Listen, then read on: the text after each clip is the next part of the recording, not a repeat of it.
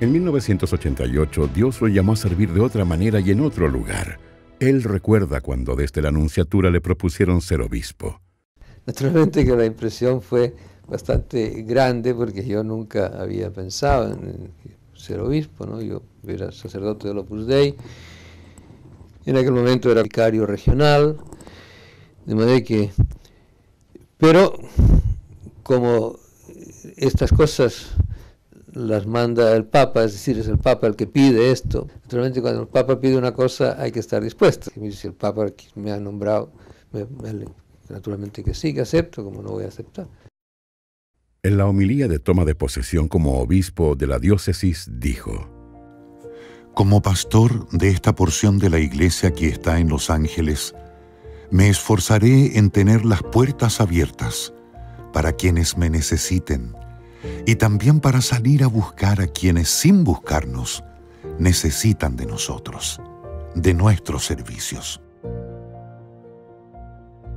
Y me dice, hija, ¿qué hago? Yo no estoy acostumbrado mucho con la gente de campo.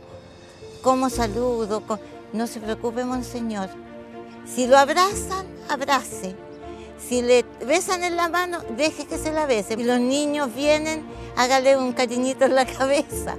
Y ahí me hace ya así. Lo lindo fue que al final yo pensé que había hecho algo común y corriente y él en su infinita amor y humildad va, me toma y me dice, gracias hija, gracias hija. Muchos domingos o sábados, que eran los días fundamentales de su tarea pastoral, volvía transpirado, lleno de polvo. Uno veía la sotana, los zapatos, todos perdidos, ¿no? En Tucapel lo recibían en carreta y nadie se imaginaba que se iba a subir a una carreta. Le decían, don Adolfo, este caballo tiene que usted montarlo, y don Adolfo lo montaba. La gente, eso lo hizo más cercano. Al tiempo de ser nombrado obispo, don Adolfo escribió una carta dirigida a los sacerdotes de su diócesis.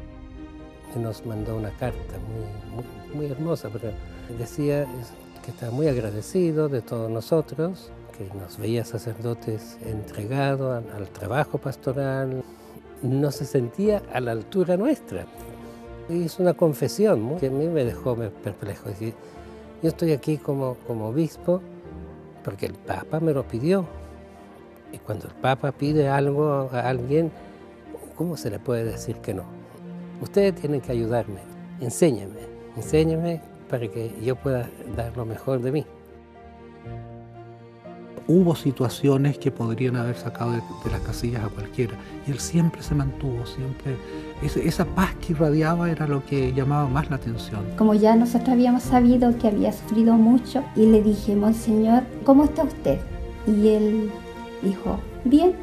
Entonces le dijo, monseñor, a usted no le entran balas. Y me dice, sí, me entran también. Todo se supera con fe y con oración y con súplica. Él tenía mucha sensibilidad con los sacerdotes, los atendía muy bien, se preocupaba de ellos. Las preguntas que él me hacía, además de preguntas de orden pastoral, eran preguntas de orden personal. Cómo estaba yo, me preguntaba si estaba contento, cómo estaba mi oración. Es decir, de verdad yo veía en él a un padre muy preocupado de su hijo sacerdote. En la última vez que estuve con don Adolfo en Los Ángeles fue que le dije, voy a ir a visitar a este padre, a este otro, porque eran amigos de la época que yo había estado. Entonces cuando le dije, voy a visitar al párroco de esta parroquia, casi se echó a llorar, porque acababa de irse de la diócesis. Y nunca le había visto así a don Adolfo, con una cara que casi se le saltaban las lágrimas. Me pedía que siempre estuviese presente a los pobres, los enfermos, los ancianos y los que estaban pasando graves dificultades. Varios domingos que no tenía una tarea así pastoral por la tarde, iba a visitar a las hermanas clarisas. Cada mes nos iba a dar algún retiro. Nos ayudó mucho espiritualmente. Es un ejemplo de un padre y pastor que estuvo tan cercano a nosotras que podemos decir hemos vivido con un santo. Me llamaba la atención don Adolfo, que recibía personas que después resultaban de movimiento extremo político, pero después lo he comprendido con los años que en el fondo era pura virtud, que él rezaba y se preocupaba de todas las almas. Que en mi familia dejó una huella bastante profunda, porque mi papá era masón y mi mamá sufría mucho por eso. Yo le decía, no llores mamá, no te preocupes, el tiempo del Señor no son nuestros tiempos, vas a ver tú que mi papá es más católico que nosotros mismos. Y don Adolfo yo creo que lo tocó profundamente, porque mi papá empezó a alejarse de la masonería, y el regalo más grande que me hizo en mi ordenación diaconal fue que me dijo, me confesé. Y cuando me ordenaron cura, me dijo, recibió la comunión de mis manos.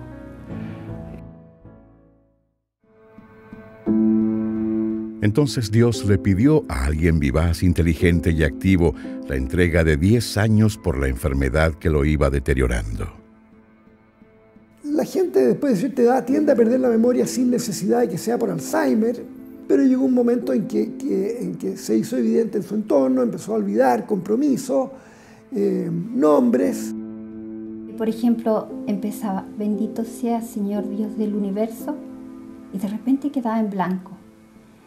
Y miraba a la Madre María Luisa, la Madre María Luisa le decía una frase o una palabra y él seguía.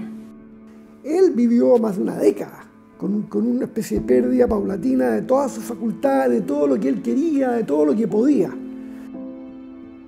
Después de renunciar a las tareas de gobierno en la diócesis, le quitaba importancia a sus limitaciones. No se quejaba y se sometía a todos los cuidados que indicaban los médicos.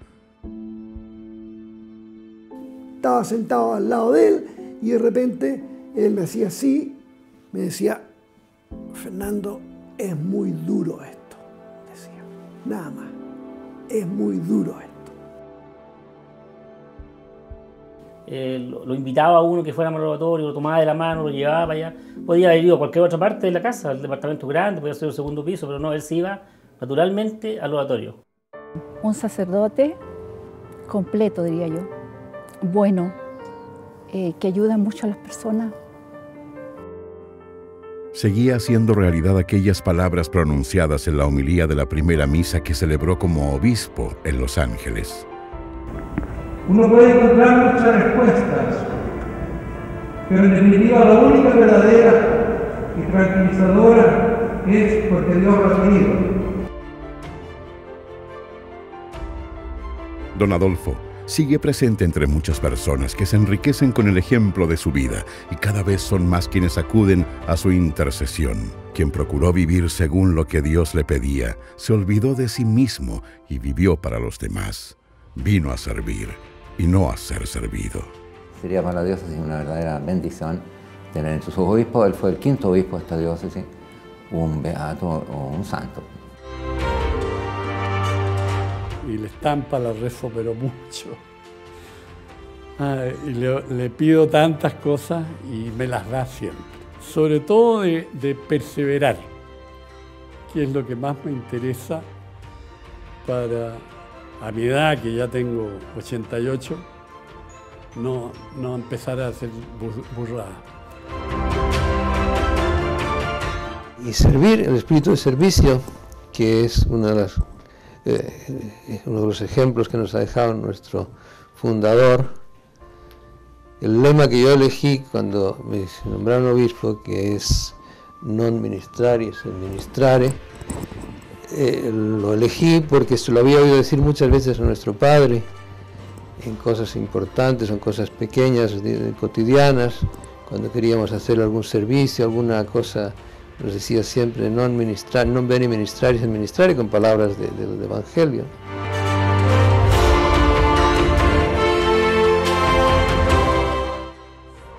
Cuando se llama una de ellos, tantas veces que caminamos dentro del departamento que es grande ahí en Rosal, estaba la imagen de San José María. Y le pregunto yo, ¿quién es él? Me dice, el padre. Así como preguntándome, ¿qué quiere decir usted con eso? ¿Saben por qué me pregunta eso? Pero ¿el padre de qué? Le digo yo. El padre de todo esto, de todo lo que estamos acá. Y ahí ya se desconectó y